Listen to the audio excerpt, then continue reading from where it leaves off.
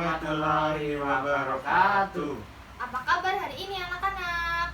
Alhamdulillah sehat, Bu. Nah, untuk mengawali pembelajaran pada hari ini, Ibu akan mempresentasi. Ya. Yang pertama, Beni. Hadir, Bu. Guntur.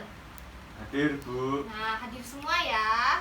Selanjutnya, Ibu akan minta tolong salah satu dari kalian untuk memimpin berdoa. Ya, siapa yang mau memimpin berdoa? Saya, Bu. Ya, Mas Beni ya, silahkan. Mari teman-teman, sebelum kita mulai pembelajaran hari ini, mari kita berdoa menurut agama dan kepercayaan kita masing-masing.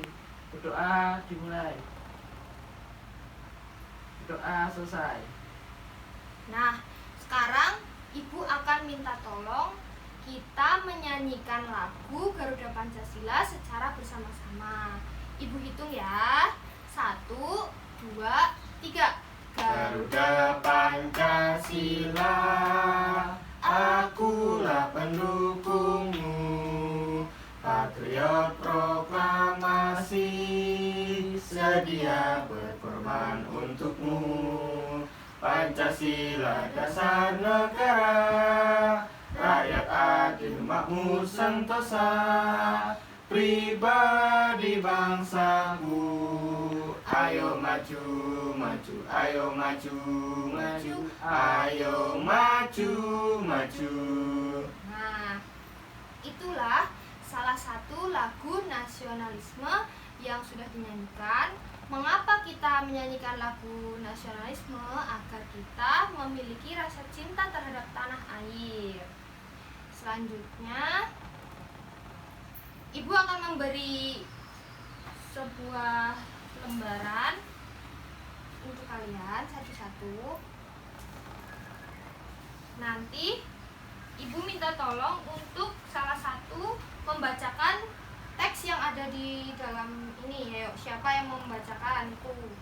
Teksnya Si Kotak Ajaib. Siapa ya? Saya, Bu. Ya, Guntur, silakan. Si Kotak Ajaib. John Logie Baird lahir di Skotlandia 13 Agustus 1888.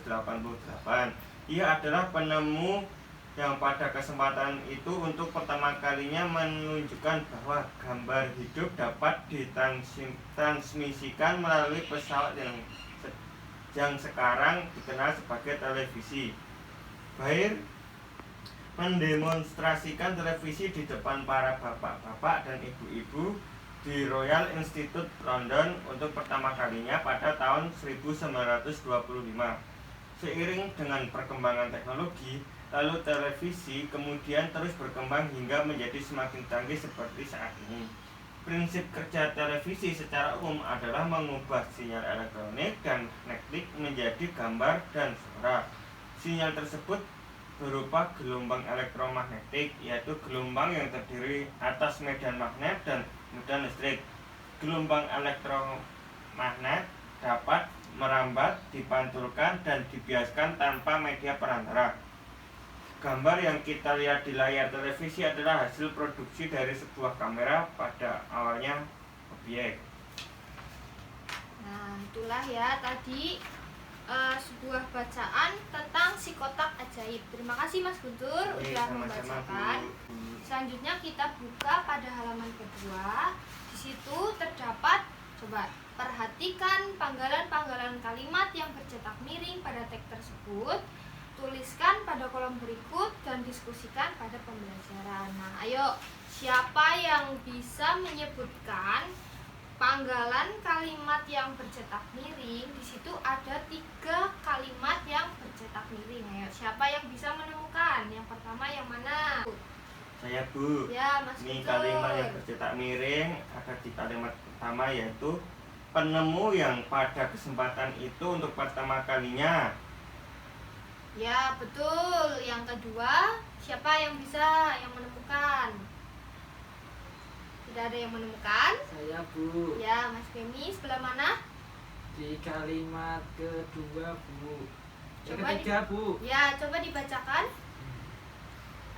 Di depan para bapak-bapak, ibu-ibu di Royal Institute London, Bu. Ya, satu lagi ada yang bisa menemukan? Bu, Ya, eh, sebagaimana? di kalimat 6 Bu, 5 Bu, Ya. yaitu lalu televisi kemudian terus berkembang. Ya, benar semua. Ibu akan menjelaskan tentang televisi. Di situ disebutkan televisi adalah salah satu penemuan yang sangat penting. Ayo kita bahas lebih lanjut tentang pengaruh televisi terhadap kehidupan masyarakat. Nah, sekarang Ibu mau tanya, bagaimana pengaruh televisi terhadap kehidupan kita? Ayo, siapa yang tahu? Pengaruhnya apa? Ayo, ada yang tahu nggak? Saya Bu. Ya, Mas Beni, silahkan. Pertama, pengaruhnya televisi itu dalam kehidupan masyarakat saat ini mudah mendapatkan berita Bu, Ya, berita betul. yang akurat maupun berita yang hoax. Nah, selanjutnya banyak anak-anak saat ini terlalu fokus dengan televisi, terutama dengan sinetron Bu. Mereka itu biasanya mengikuti gaya-gaya sinetron. Ya, betul sekali. Mungkin itu saja Bu. Terima kasih Mas Beni. Ya, Bu. Jadi, pengaruh televisi itu kan televisi itu berfungsi sebagai sumber informasi, pendidikan, hiburan, dan lain-lain. Bahkan pada masa sekarang ini televisi sudah menjadi kebutuhan primer sebagaimana kebutuhan manusia itu kan makan dan minum.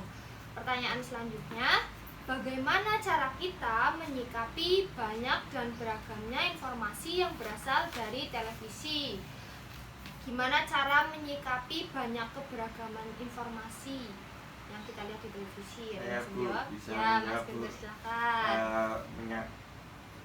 Cara menyikapi berita yang ada di televisi ya Bu. Ya. Nah, kita tuh sebagai manusia harus pilih-pilih Bu, Ya. harus memilih itu bisa berita yang benar atau berita yang buruk. Ya. Harus pilih-pilih. Terima kasih ya Mas Guntur, pas sekali. Jadi bisa juga dengan melakukan cross check, yaitu memeriksa berita dengan melihat fakta dari Ya. kebenarannya.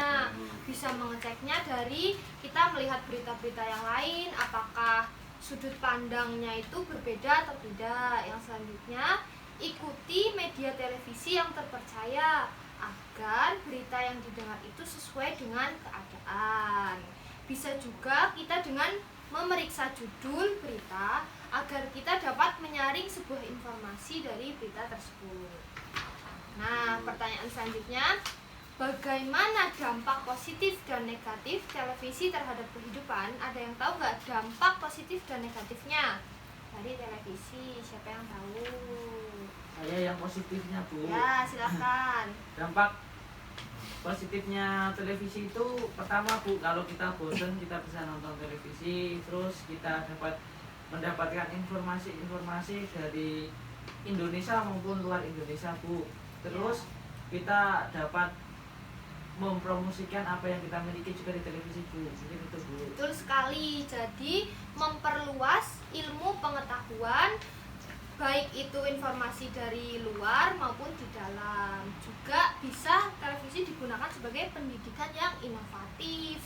Nah, untuk dampak negatifnya Mas Guntur bisa menyebutkan tidak? Bisa Bu. Coba Nah, sebutkan. dampak negatif televisi terhadap kehidupan masyarakat yaitu khususnya buat anak-anak Bu, menjadi malas untuk belajar, lebih asik nonton TV itu Bu. Ya benar, jadi dapat mempengaruhi otak anak menjadi malas belajar, tidak fokus mengerjakan PR atau sebagainya. Siapa yang di sini yang malas belajar karena televisi? Ada nggak? Ayo, nggak ada ya. Nah, di sini Ibu mempunyai alat-alat dan bahan yang dapat digunakan untuk percobaan membuat rangkaian lampu paralel sederhana. Jadi di sini nanti anak-anak dapat mencoba membuat rangkaian seri dan rangkaian paralel. Nanti di situ udah dicantumkan gambarnya ya. Nanti anak-anak bisa mencobanya dengan alat dan bahan yang Ibu siapkan. Baik Bu. Silakan. Terima kasih Bu. Sama-sama.